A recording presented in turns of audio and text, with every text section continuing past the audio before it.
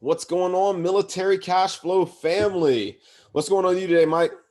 Not much, man. Just living my best life, like little Duval. I think that was okay. Nah, man, just taking it day by day. Nothing crazy. Living in this bipolar North Carolina weather. We literally had a freeze warning 2 days ago, and it's like where we're supposed to be warm weather now. But yeah, that's pretty much it, man. Just staying down, staying focused. What about you? Nothing much, man. Did some family photos yesterday. I don't know if you guys can tell, I'm a little more crispy right now if you're watching this on YouTube, so a little darker. We were out at the beach yesterday and dude, like went to sleep. The beach really going out to the beach, that puts you to sleep really fast. Like after you get away from the beach, I think I went to sleep around like 4 o'clock yesterday, and then I woke up at like midnight and was upset. Yeah. Like, what the hell? That sun drains the hell out of you. I really don't know what it is, but that sun will drain your ass. You'll be ready to take a nap. Yeah, but I think the pictures came out pretty well. That's other good. than that, just kind of hanging out with the family today, and then starting up the work week next week. But hey, we got a great guest today. His name is Mark Horton. He's with the Five Pillars crew, man. We got a lot of great guests coming out. You guys just attract some bangers, man. We build entrepreneurs, baby. We build, yeah. You know what the thing I really like? I like that. You said it yourself. You build entrepreneurs. It's not like you're just bringing in realtors, right, and only focusing on real estate, but you're also focusing on the personal side. Like, what do you actually want? The individual, right? And I think that's just awesome, dude. There's not a lot of people, there's not a lot of companies or, real estate or not, there's not a lot of companies out there that are really doing that. And I appreciate you guys for that. I can, I'm trying to get myself out to Fort Bragg so I can figure out what the hell, what the hell's going on. But it's good stuff, man. So Mark Horton, he's a great guy. He's a hard charger, SF guard SF. And he's just doing some major things with Airbnb. He's doing so he's SF, on top of it, he's married, and on top of that, he's also running his business that has multiple streams of income as well. So if you don't get anything out of this episode, I don't know what's going on with you, man. There's some great stuff. He's dropping some knowledge, Mike. Yeah. He talks about a lot of different things. One of the things is how to communicate with your spouse or how to get your spouse on board, which I think is extremely important for individuals out there who may not feel like the communication on finances is level. Another thing he talks about is how he basically repurposed certain parts of his business to vertically integrate many parts. What does that mean? That means one client is paying him 4 or 5 times, and then he recycles that client. If you guys can understand that concept and that concept alone, just think about the amount of business you can do with 5 or 10 clients. Now you don't have to worry about reaching out to 1,000 people or 5,000 people. You literally find 10 clients and you can make $100,000, $200,000, $300,000. That concept is extremely powerful. And so he'll go into that as well. But just hearing his story, man, is so impactful to understand his mindset. So I'm not even going to waste any more time. Without further ado, let's get right to it.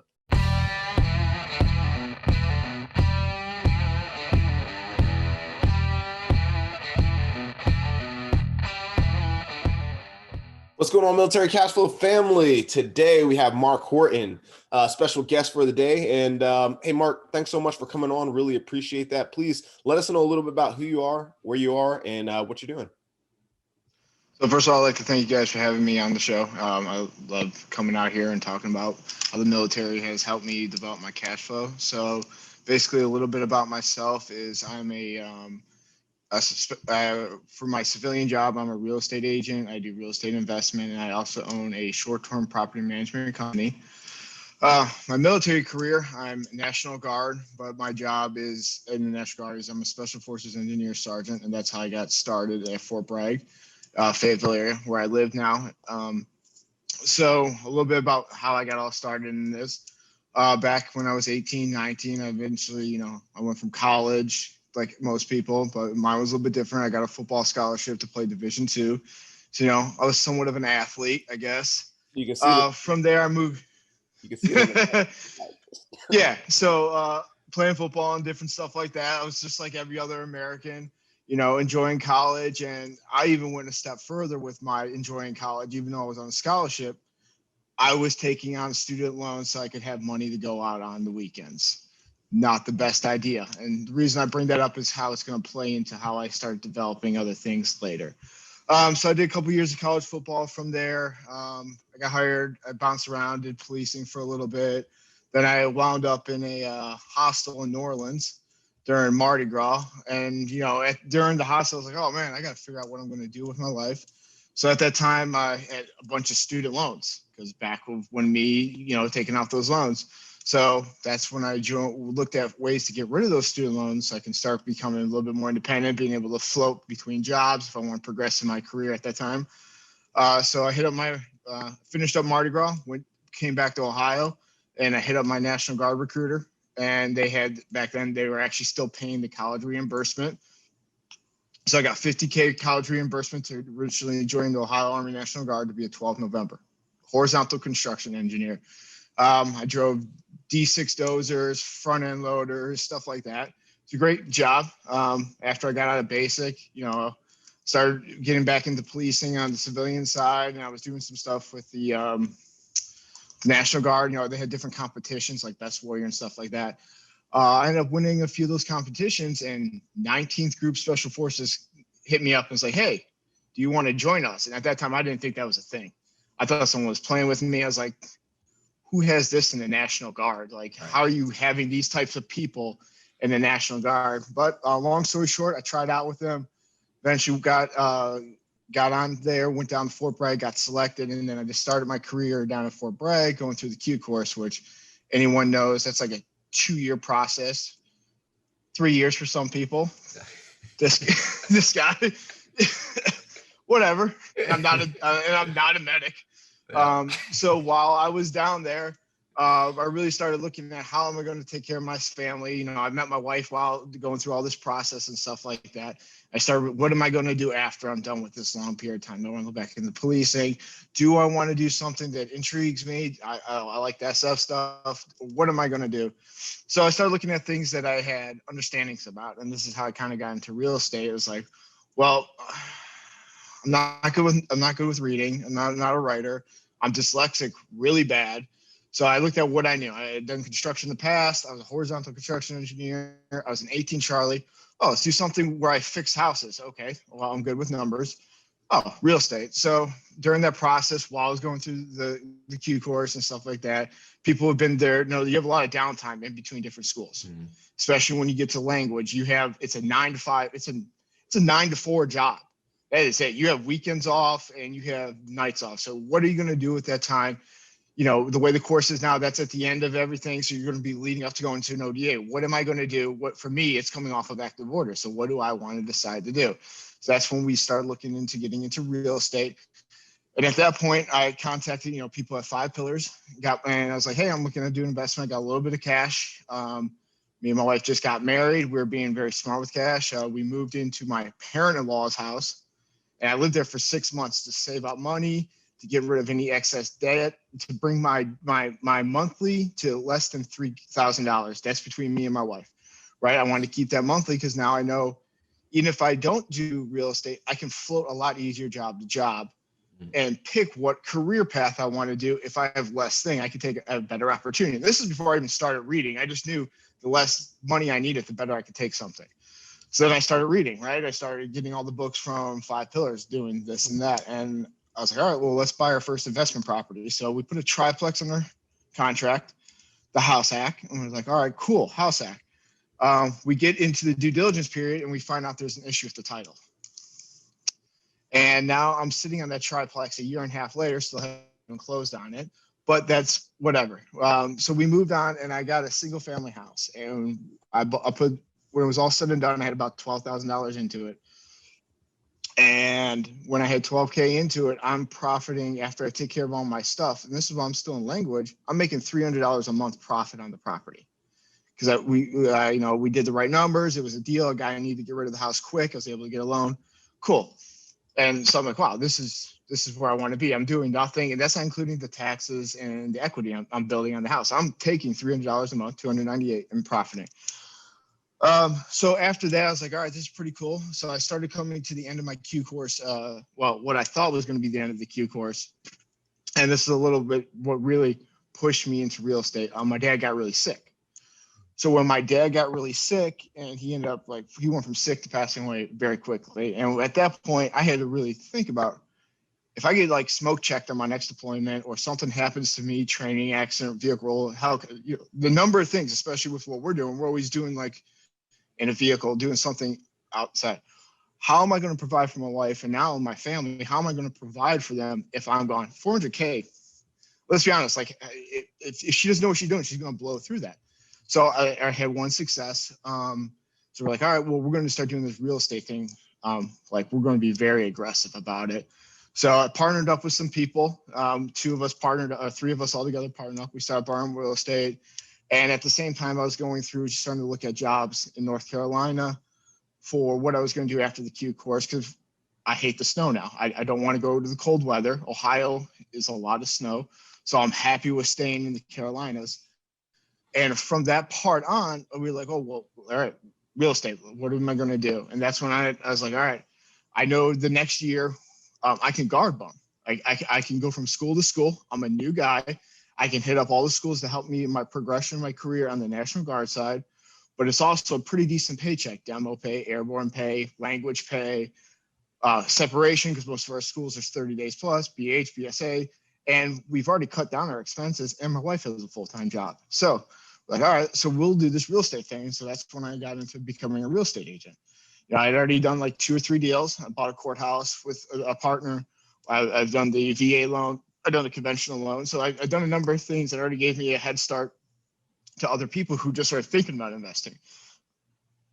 So from there, we moved on. That's when I joined Five Pillars Realty, where I'm a real estate agent. I do investment real estate.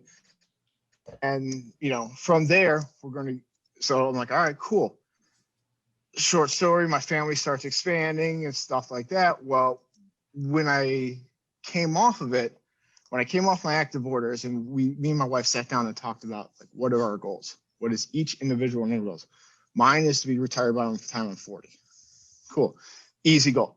My wife she wants to be a stay-at-home mom. She wants to be able to work from home or do nothing else. So, all right, I'm starting to make a little bit of money selling a couple houses here and there. I got a couple clients I finally turned, and now they're repeat offenders, they're repeat borrowers, they're repeat purchaser. How do I help my wife attain her goal? So while we were doing all this, we kept on hearing there was a necessity, there was a need for short-term rental management people in Fayetteville. There was other people there. People needed it. There was a gap to be taken, a void that could be taken. So I sat down, talked with my wife. I was like, hey, I think we can make a career for you and us where we start a company. You can now work from home. We can be our own bosses. We can pick a vacation if we do this short-term rental thing. Let's talk about management. She's like, okay. And one of the things I tell everyone with small businesses or anything you want to do, if you can't convince your wife, the one who's supposed to support you the most, you're not going to convince someone who doesn't know you to take their money and start a business. So I had to convince her. So finally I convinced her. I was like, all right, let's go and do this business. And she's like, okay, well, let's just talk about it. I think there's something there. I already had success because I'd made a couple profitable purchases. I hadn't had a failure yet, right? I'm already getting passive income. So she backed me up. So, and complete, I was like, all right. She's like, all right, well, just kind of talk to a couple people, see how it is. So the next day, it was either a Sunday or a Wednesday, because I went into the hang spot on Monday and talked to Shelby and Mike. And I was like, all right, we're starting an Airbnb management company. There was no dipping my feet into it. I went aggressively. It's like, hey, we're starting this company. Can you put me in contact with people that have Airbnbs? We're looking to launch in 3 months. We want this. We think there's a necessity. So I come back home. I talk to Shelby, Mike, and a couple other people. Got a list of names and phone numbers of people to call. I start calling them immediately, sending emails, sending texts. First person I talked to was your friend Jimenez. Yep. And I talked to him, and I was like, okay, let's talk. So I come back home that night and tell them, I was like, hey, I told everyone we're starting Airbnb, because she's like, I just told you to ask about them. We're stuck now. We are stuck now. I let the genie out of the box. Yeah. Committed to this. if you know me, and if you know, especially my wife, she'll begrudgingly do anything if she says she's going to do something. Like, it's like, all right, well, I hate you for this right now, but we're going to do it. So in the next like 3 months, we started learning. We called everyone. We were very aggressive about it. It was like, once we committed to it, it was like just violent, speed, violence of action. We called everyone. We started reaching out, and finally reached out, finally got to someone who out of Wilmington Beach has 100 properties he manages. Like, okay, we learned a bunch of little things as we got down. We wrote down, as we're sitting there talking to everyone, we're writing notes, we're researching stuff. Finally, we get to this guy. And one of the things I did with every person I asked, I didn't just go into like, hey, teach me everything. I had very specific questions for them. So I'm not like, hey, I need to learn this. I need to learn this. I mean, first guy, hey, just these couple things. Where did you start? All right, next guy we talked to, okay, he started here. Let's expand on this, see if he has something. We're hearing conflicting things here. Boom, boom, boom, boom. And we took a list of everything we learned, crossed things out, moved it, developed our own business plan from it. And when we finally hit like a big fish, like someone who manages over 100 properties, like, all right, how are you doing it? And then he just was able to boom, boom, boom, boom, boom, hit a bunch of the stuff. And a lot of the things that we learned from him is stuff that we started implementing.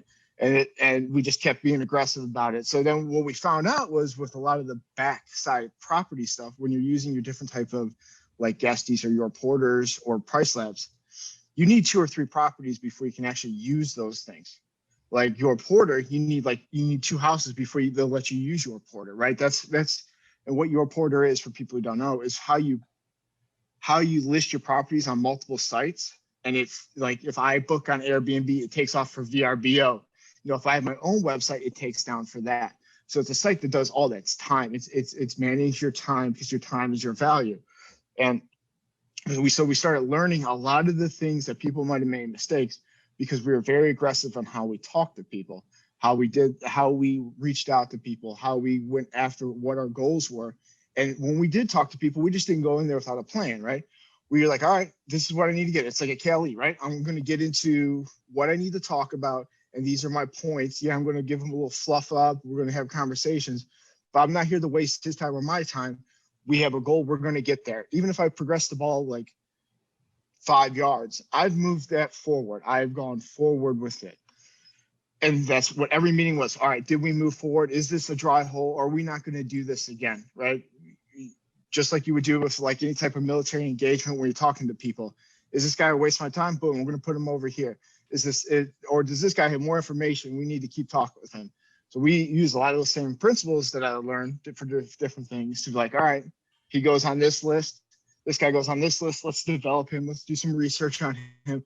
Let's see what he may have to offer and how we can maybe help him down the road. Because I just don't want to be, hey, I want something.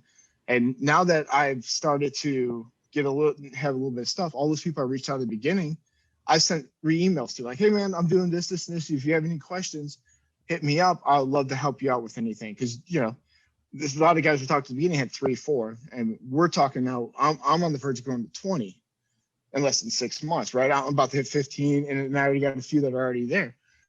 So how can we help those other people? And so we kept developing. We launched, and what we did differently, I think, than a lot of people do, is the first 2 properties we launched, I bought. Like, I didn't have to convince anyone. It was like, hey, I'm going to put my money where my mouth is. I'm going to buy my first 2 Airbnbs, manage them in a different LLC, and anything I do, it's going to be tested on my properties first. Because I don't want to put someone else's money where I don't think anything I do, I've done first. So, and then I'm showing people like, hey man, I'm willing to do anything I'm doing to your property, I've done to mine first to make sure that it's going to be profitable. So then the word started getting out. We started, like, everything's been word of mouth. Hey, this guy's starting up a new company, talk to him. Starting up a new company, talk to him. As we talk to people, a lot of people call them like, hey, we're interviewing 2 or 3 different property managements. And this is where, all right, we're starting to get successful. We have everything on paper. We're able to send everything out we're doing. How do we start separating ourselves from other companies, right? How do we start moving on? Now we have 5 properties, now we have 7, now we have 10. Now what we're seeing is people who were upset with previous owners are starting to come over to us. They're like, within the first conversation, 45 minutes sitting and talking with me, the way I understand your issues. I know exactly what you're going through. I know what you're talking about. And just having that ability to talk to people is the reason we have started to grow. The way I interact, the way I understand and listen to what their issues are. And then I don't have to sell them on my whole contract. Well, you have these issues. My contract that I have in writing that you're going to sign takes care of these issues alone. And it automatically is like, oh, wow, you're already doing what my problem is. I don't have to change anything. I'm just listening to what they're saying and not selling myself to what they need to hear. And it's been bringing more and more people in. Dude, so far we've grown. Yeah. No, that's excellent, dude. You're unpacking so much. Before we start going into the philosophy of what you're doing, I want to kind of back up just a little bit and kind of unpackage some of these things. Because man, you're putting out a ton of value. I love the story and trajectory that you did. One thing that I see in that I want to highlight, right, that I think you're doing really great, or two things actually, was one, everything that you've done so far. It sounds like you've done very deliberately with a plan. You said you joined the military. Well, it was the reason why is to pay off those student loans, right?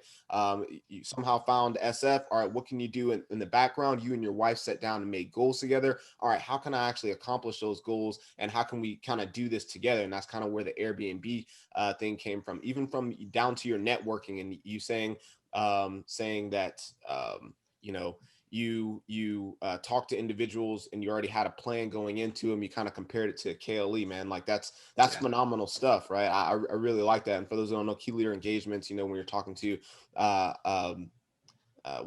individuals on a list that you kind of need to get some information from, kind of high value targets possibly.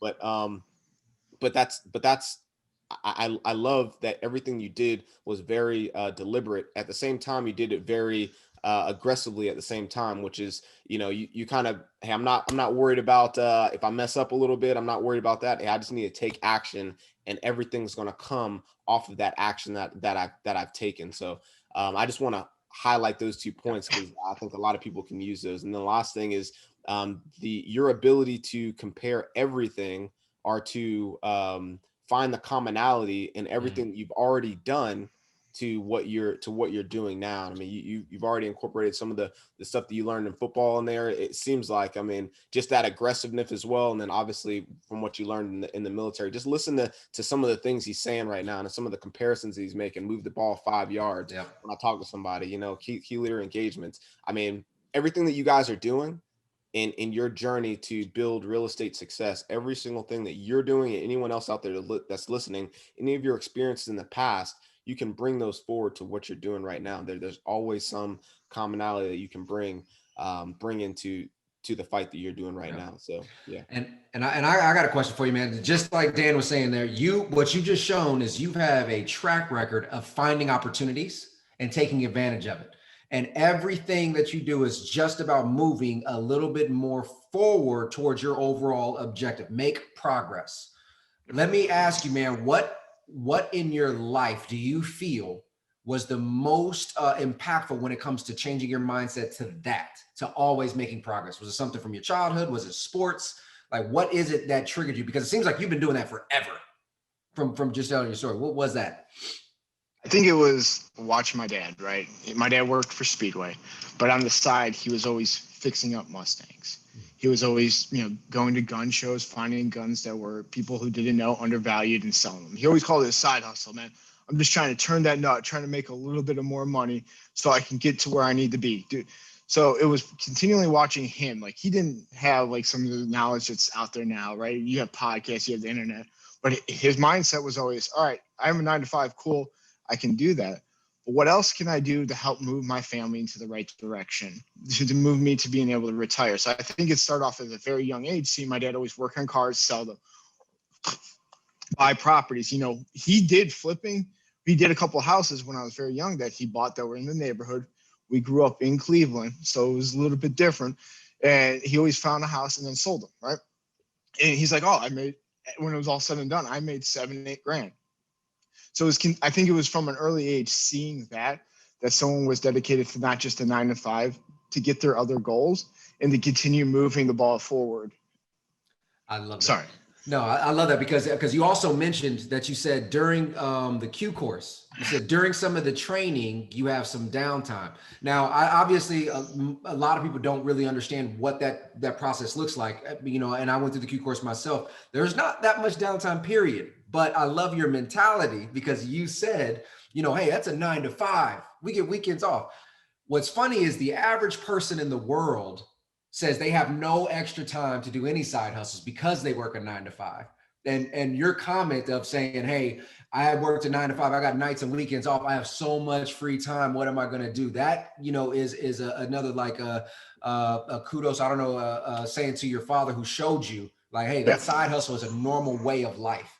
So I love that. I just wanted to highlight that. Would I be correct in saying that it seems like you got even more aggressive as soon as you had your first child? Because or maybe it wasn't your first child. It was you started talking about hey, now I got to figure out what I'm leaving behind. Basically, you started talking about building your legacy. I think that was when my dad got sick. When my dad got sick, I was like, hey, how am I going to build not only for my family, but taking care of not just myself? How am I going to build for generation? So for me, it's easy to go back living in Cleveland or living in my in-laws' 1-bedroom and having to come back and live off of them for 6 months, right? I know what it's like to be low. So I'm cool with going back there. I'll do it again and I'll start stuff back up. But yeah, that was the big kicker. Like, hey, let's go 100% is when my dad got sick. Dude, I love it, man. Yeah, that's a really good point because as men, a lot of times we're very comfortable being uncomfortable. But, as soon as you have more responsibilities, right? Wife, family, whatever, it makes you kind of think. And I don't have a wife or kids, but I understand it. I can see it because I know if my siblings needed me, I would do the same thing. And I understand that I would not let my family go to the wayside. Now, on that same token, this is you were raised this way. And a lot of times when couples get together, it's very rare that they both see the same light. So explain a little bit about what your wife's view of business and finance was, and how did that growth kind of happen over time? There was a lot of growth. There was a lot of growth on her behalf. She came from, her family is, her family are Mexican immigrants, right? So she's just used to that. Hey, we don't understand anything but working, and saving money. She understood that. She understood not taking on debt, paying everything in cash. What she didn't understand is saving for that second and third order of effect, right? I put money in, I get compounding interest, I get those additional advantages of tax and stuff. It's something against her. It's just her family never knew it. So like me and a lot of the courses I've been to, they throw everything at you like a fire hose, right? You're going to get 9 hours of information. You're going to get 2 days of information in 9 hours. What I had to learn was I can't do that with my wife. And it was just because, I think all three of us, different schools we've all been to, we've been trained like that. Hey, man, you're going to get everything, figure it out, or at least make it work 80% of the time. That was too much. So it took me probably a little bit to finally understand bite-sized chunks, right? So if we do talk about anything with my wife, I do 3 things at a time, right? If I'm giving her, all right, we're going to do these 3 tasks. I maybe in the background have a piece of paper where I know the next 20 things I want to do, but it's these next 3 things. So I don't overwhelm her with everything. I don't push her to give her too much information or too much to do. And it's, once again, it goes back to understanding who you're dealing with, who you're networking with, and understanding as you go on, keeping these notes on people, understanding their strengths and weaknesses, and the best use them so I can get their 20% and get as much information from them as possible. I actually like that. And Dan, I'd love to hear your take on it too. And I know you've mentioned it before, but for me personally, being a single man, it's hard for me to maintain relationships because I hold my significant others to a higher accountability. So I really like how you said you have to realize that we receive information differently with an expectation of that's different.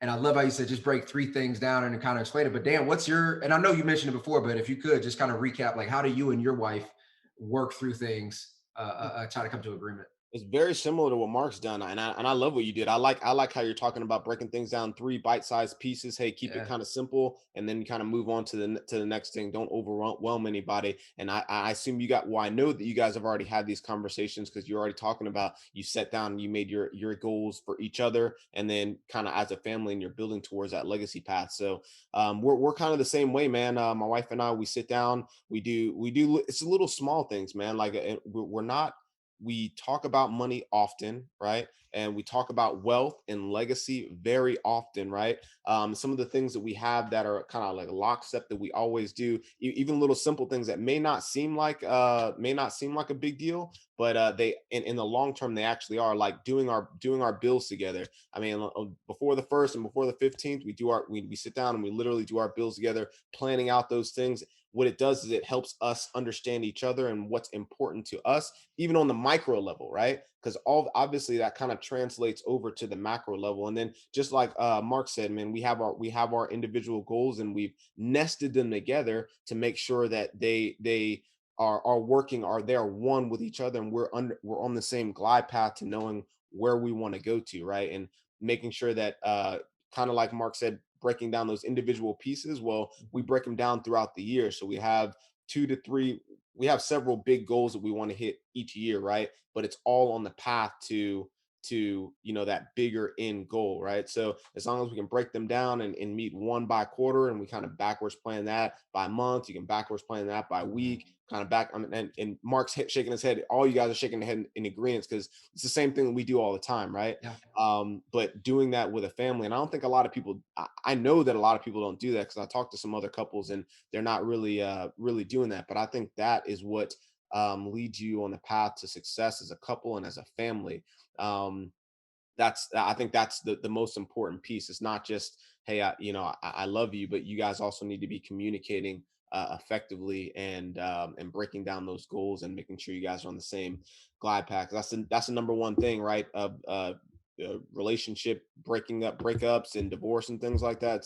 It's money, it's finances, right? So everything that we're talking about here is extremely important.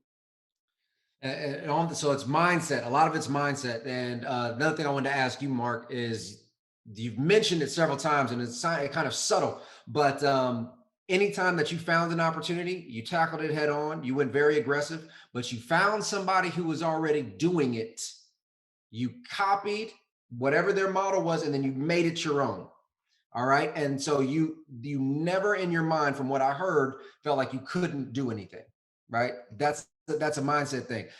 Do you feel that your potential is essentially limitless? Like you could really do whatever you put your mind to. Do you honestly feel that way?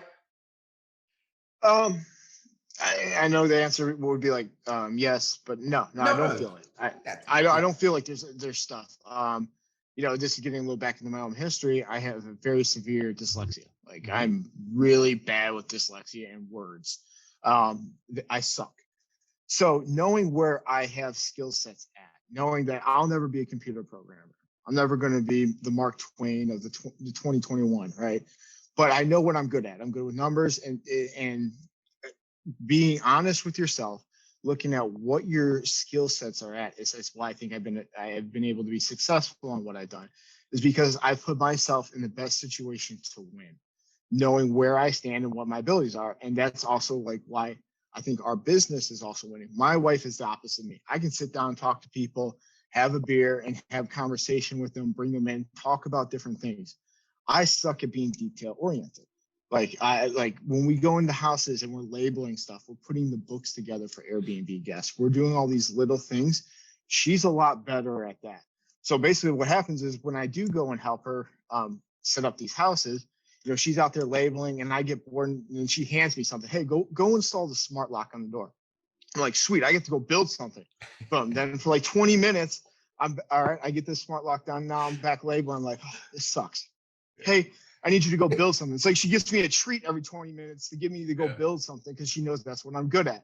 And then I come back and labeling. And I think it's her way of knowing that like I get bored by doing tedious tasks. So she has like little other small tasks to give me, oh, go build something. I'm like, all right, cool. This is awesome. All right, I can do this. I love that. And I was hoping you would say something along those lines, because so many times people hear these great stories, right? And your story is very phenomenal. You had a lot of down times, but no matter what, you've always progressed in life. And I mean, your business, simultaneous with your military career, both were large accomplishments, but you're doing both simultaneously. People may listen to that and they're thinking, oh, well, it's just easy for him. Oh, well, it's just natural for him. And that's exactly what you just said. It was not the case. Like it's actually very difficult for you to do a lot of things, but you just found your strengths. you refused to give up on them, and you found a way when the opportunity was presented. And so that's the message I'm hoping all the listeners are taking from that. That's amazing. So let's get into your business, man. So we talked about, I mean, right now you have an Airbnb management company, right? How are you, I guess, what are your different roles? Because I mean, obviously you're gone pretty often.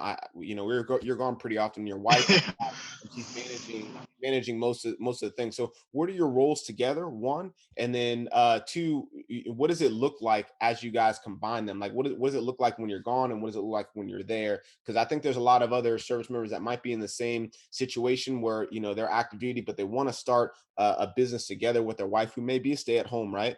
And they want to try to figure out how to balance that. So what would your message, or what would something be that you say to them, to help them along? I think the first off is understanding the two goals, right? We already kind of hit on that. I wouldn't be as successful if I knew if my wife's goal was to be a doctor, then this business wouldn't be successful. I needed a wife, and we built this business because she wanted to stay at home. She wanted to be with the kids. She didn't want to send them to daycare. So now knowing that, all right, what's her strengths? Detail oriented. She was a secretary. She did billing for a chiropractor office. So knowing what she's already done, what she has a history doing, let's just convert it a little bit. And that's how we built kind of her business. We used her history to establish what her roles were. All right, cool. So she handles all the bill paying. She handles all the scheduling, all the kind of day-to-day stuff, because now she gets to stay at home and do it day-to-day. She's already kind of done it at a like a chiropractor's office in Fayetteville. So using her skills, and then mine were more like, hey, I know because of being a real estate agent, be doing some of the additional schools that I've done in the military, interacting with people, learn how to talk with them, sitting and having a meal, or having a conversation with them. I've had additional training with, or it's just something that comes natural for me, being able to sit back and talk to people and being relaxed, no matter who that person is, and reading them and adjusting the conversation, adjusting my, what I want to bring to them, depending on how the conversation goes. So we took each other's goals, and we're like a left, right, man. We're not the same. So I'm the jab, and she comes in and she finishes up with the left hook, right? Because I get them in, I talk to people, I bring them in. Hey, this is what we got. And then boom, she hits them with the paperwork. This is what we're doing. This is how efficient we are, because she is very efficient. They're like, wow, this is very efficient. When we get a property under contract, it's 1 week from start to finish that we can put the property up on Airbnb. People like that. One of the other things is we're cool, man. We understand real estate. We know how to negotiate and to make a deal happen. We're willing to, hey, we'll do this, this, and this to get your house under contract. Hey, we got a fourplex, a guy that had 4 units. It was already an active Airbnb. If we were to do our whole startup cost, it was like $6,000 this guy would have that's already an active Airbnb. My wife was like, all right, well, he already has. She went through his house. She did a very detailed list. Boom, boom, boom. We had to cut it down. We cut it down to 2,600. And now we got this brand new fourplex that is one of the top performing fourplexes in Fayetteville. That was with another company, because of my wife's detail oriented, being able to break down the money, and then me initially talking to the guy and bringing him in. And then, so that's how we work. We work off each other's weaknesses and strengths. We kind of have our own pool. If she does this, I do this. And then we had those very set guidelines. I'm going to continue growing this. You're going to do this. We're going to mesh in the middle at like 6:45 every day. We have about 15-minute conversation, and just to get a quick recap. And by 7:00, it's our time. Nice. I love that, man. So can you give me a quick I guess high level, what it looks like for you? You go out and you secure the contract, right? And then you once you have the contract secure, you're starting to put the ads on Airbnb, and then from there you have your cleaning team, or you have your team after that. I mean, what does that look like? So depending on the property, if it's a burn-B, right, you're burning into an Airbnb. If it's a turnkey, whatever it is, we have interior decorators that we recommend. That we've worked with all 3 of them. We have 3 that we recommend. So if one's not ready, boom, boom, boom. We're gonna find someone to get your house ready. So we have such a good rapport, usually from me. I think 3 or 4 of them that I purchase from my client. So it's me giving it off to the contractor giving off the stagers, and then it's coming right back to my wife. So that's the initial process, depending. So you find kind of like a wholesale deal. You go and you basically flip it, you renovate it for a client, and then they buy it from you, finished product, and then on top of that, you manage it. Is that what I'm understanding? No. So I'm the real estate agent finding the house for them. So I get my commission, I sell the house. So I already know the numbers. I'm putting myself on the line, right? I'm not just someone who has to sell the house and pass it off to a property manager. I'm part of the whole deal all the way through, because then I also set up, like, a lot of my clients are out of state. So we find a dealer, the MLS, courthouse, or a wholesaler that works as an Airbnb. I hand it off to one of the contractors that I have walking the property. He's handing it off to one of my recommended interior decorators, and it's finishing. The keys are coming back into my hands. So it's a lot of stress where some people just have to sell the house and it goes to the property manager. I have to continuously be performing with this person, so they become a repeat offender. So they come back and buy 2-3 houses from me in 1 year. So, and what I think is why it's helping us grow is because I have one of my first clients who bought 2 from me is already buying a third one from me because he's seen his return on investment. Oh, he can find me good houses. Now I'm making money from him. I just have to call one person. I don't have to boom, boom, boom. I'm all you have to call. So that's the process. Now, breaking it down for the company itself, once we get the keys from the interior decorator, it's about 5 or 6 days. We come in, we do a walkabout, make sure we call our Karen inspection. We make sure we go and check all the outlets, all the water, make sure there's no leaks, HVAC, all that type of stuff. We go through everything to try to make sure there's no issues that a Karen can find and screw us on the property. From there, we already had the cleaners coming in and the landscapers coming in, like a Tuesday, Wednesday. Photographs are on Thursday. Saturday, that property's up and being listed. And that's how we do it. And then on the back end, it's all of us working through the night, boom, boom, boom. After the photographs are taken, that Friday, Saturday, we go and label it. We make a nice book, nearest restaurant, nearest bar. Hey, this is how you use the Roku TV remote. Sometimes older people or kids in the military get houses for their grandparents. So you don't have to Google it. We have the instructions on how to use the book, how to use it in the book. So, go to page 3. It'll be right there. And that's what labeling is? Because I've heard you say labeling a Yeah. few times, and I wasn't 100% sure. Oh, okay. Sorry. So that's the book that we make. But labeling is like, hey, spoons, forks, knives are in this drawer. This switch turns this light off. Hey, all your pots and pans are in this. So you don't have to go searching. You just kind of look, and we have labels on, like, through the kitchen, just to make it as efficient as possible for people. So it's not like I have to go search. Oh, pots, pans. Bakeware is right here. Oh, knives are right here. So they know where things are at. What it also does on the back end, it helps our cleaners put stuff back in the right place. And the number one biggest issue, if we talk to any type of person, is the cleaners. And now they don't have to, if I got a new cleaner coming there, they don't have to figure it out where it's at. Oh, cups. Oh, wine glasses, beer mugs. We've made it as efficient as possible for them as well, so that when they need to find something, it's a rapid fire. I can get 2 or 3 cleans in my gap of 4 hours. Dang, that's lit.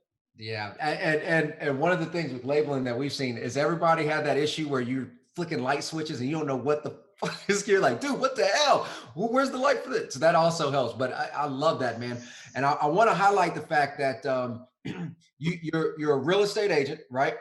And you found this opportunity on the back end to vertically integrate, right? Essentially, you've incorporated one more aspect of the business to create a customer. Instead of paying you once, they now pay you twice or 3 times or 4 times. Then on top of that, you found a way to recycle that same customer. So your business model is literally what people strive for in life. It's what people go and receive an MBA to learn how to do, right? Yeah. But what was your aha moment for you to say, you know what, let me vertically integrate this. Let me find a way to have one client pay me multiple times. What was that event for you? There's 2 different things.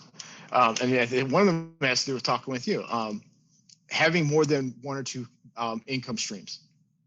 I want 10. I want 10 different ways that I'm either gaining equity, or I'm gaining dividend returns, or I'm gaining some type of money to bring in so I can reinvest it to get to my goal. So there's an opportunity. And then it's like, all right, am I gonna take all this burden? And I'm not saying I'm a one-man show, because like we talked about, I network out. But who else better to be the guy who can find you the deals and manage them? I can corner an area of the market because of different podcasts that have gone on that is very hot right now. And it's something that I understand. I understand the short-term rental market.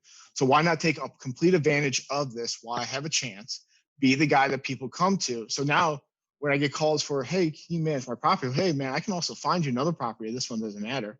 Oh, yeah, how about you be my client? And then now I'm increasing my clients. I'm increasing my sales per year because all my real estate goes to buying other houses. And I'm also getting the return, it's like a commercial lease, but it's not. I'm still getting money from them on the back end as well. I love it, man. I love it. And that concept is so understated, having multiple streams of income, finding a way to kind of repurpose that same client, that is going to increase the longevity of your business model time and time again. So it's fucking beautifully done. Yeah, man, that's awesome, man. I love everything you've done there as far as the vertical integration, but it also seems like it lends itself to easily scaling, right? It seems like it's pretty simple. I mean, you're already kind of scaling within the process because you're getting those, repeat customers already. But it seems like you can take that business model and really move that to different locations if you PCS, or if you, once you actually get out and you move to a different location. It seems like it's already set up there for you too.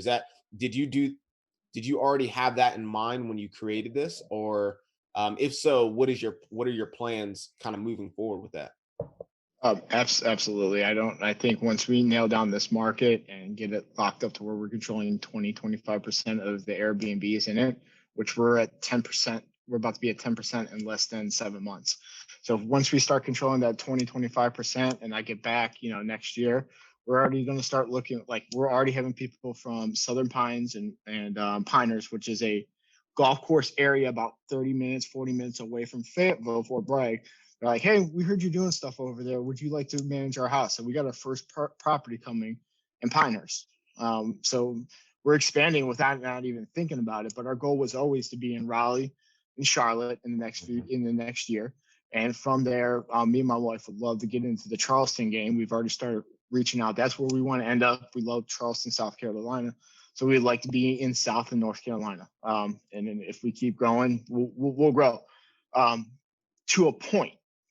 Or to a point to where I start handing it off to someone else, because making this company successful is not my ultimate goal. That is a goal of mine, but my ultimate goal, and keeping that, being aware of it, is at the age of 40, I would like to disappear on the beach and be retired and only work when I need to. So do I need to eventually, at what point do I need to start developing, going through those 7 steps, and where I'm going to eventually hand it off to someone is the ultimate goal. So at 40, maybe I'm not making as much, but I still have a business that's growing, someone else doing it, but I'm still making money and my name's getting out there. That's exactly it. I want everybody to rewind that part and listen to it again. Because you have an end goal, a very, very clear objective, you're able to build, design, and develop this business model to fit everything you need in between, and you have an exit strategy, regardless if that means that you find somebody to actually manage it or you sell the company, whatever, right? That will come, but you have a very clear goal and you know what you're working towards. And one thing I wanted to recap on, you mentioned it and we didn't highlight it, but you said, as a realtor, knowing that you have to be involved in the transaction at the end as the property manager, it's actually more stressful for you, right? It's not less stressful. Some people will hear multiple streams of income from one client. They're like, oh, this makes it easy. No, like, again, it's more stress because you have to perform throughout and again, if you are recycling it. So, you're making these sacrifices now that are very clear sacrifices because, like you mentioned, you still have a duty and obligation within the military as well. Obviously, you have a duty and obligation with the family. These are sacrifices that you're making because you have a very clear end goal. And if everybody would just understand that concept, it makes the struggle worth it. Doesn't make it easier, but it makes it worth it. So I just wanted to highlight that. All right, man. We're gonna start wrapping up here. Yep. But before, I just got a silly question, man. It's not really a silly question. You said Cleveland, right? You're from Cleveland, Ohio, right? What do you feel about Kid Cudi, man? Oh, I mean, what are we talking about? Him wearing the dress or This is rap in general. I was just talking about Kid Cudi in general, man. Kid Cudi in general. That's all. As soon as you said Cleveland, I was like, oh, Kid Cudi. All right. More of a Machine Gun Kelly fan, but All right. Okay. Yeah. That's one of my favorite artists. But we're just joking around here. Yeah. So if you had one piece of advice to give to any service member out there that's trying to do what you're doing, what would that piece of advice be? If I can give one on personal and one on business real quick.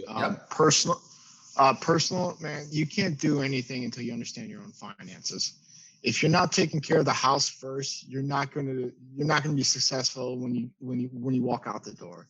And then with that, once you get successful at the house and you get your finances in line and you understand what you need to be, when you walk out the door, be aggressive with it. Do your research, do what you need to do to understand the game. Just don't jump in blindly. But once you make that commitment, don't just dip the toes, man. It's a lot colder. It's a lot cooler when you just jump right all the way in and be aggressive with it. Violence of action, man. Jesus. And hey, that is my favorite piece of advice. And we don't really hear that often because we talk about real estate all the time. We're like, oh, real estate. But hey, you got to have that foundation first. You got to make sure your finances are in order and you understand, where you're at on your personal finance journey first before going to build and buy these assets. I see some people out there kind of just rush into real estate or rush into stocks or rush into when you got $50,000 of revolving debt, and you're barely scraping by, so kind of makes it a little bit more difficult. So I love the fact that you just mentioned that, hey, make sure you got your personal finances in order before we start, jumping out into anything. Exactly. Yeah. The way I heard it explained to me once before, and now I use this example all the time. It's like a medical for the military folks. They understand this, but when you triage a patient, right? When you're going there and you start to assess the patient, you have to stop the hemorrhaging first, stop the bleeding before you can actually render aid, right? So you put on the tourniquet before you give the IV. And I think of the hemorrhaging or the bleeding as the debt, as the not having the financial stability. And I think of the IV or the whatever aid that you're doing as the now residual income, the new business model, the new whatever. And I love that piece of advice.